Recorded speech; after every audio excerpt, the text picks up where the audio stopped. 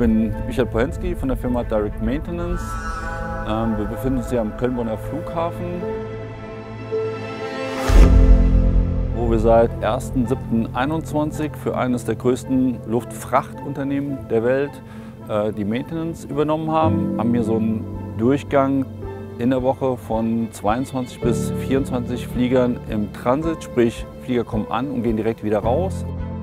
Eine der größten Herausforderungen bei uns in dem Job ist einfach die Faktoren Zeitdruck, Sicherheit, Zuverlässigkeit unter einen Hut zu bekommen. Das heißt,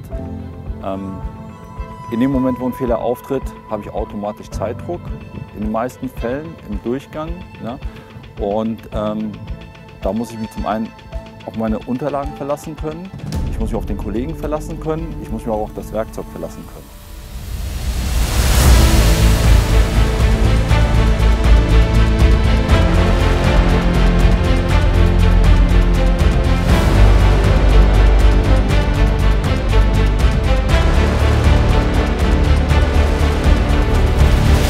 Wir arbeiten mit Bauteilen, die unheimlich viel kosten, hohe Präzision erfordern und haben diese Ansprüche natürlich auch in das Werkzeug, was wir benutzen.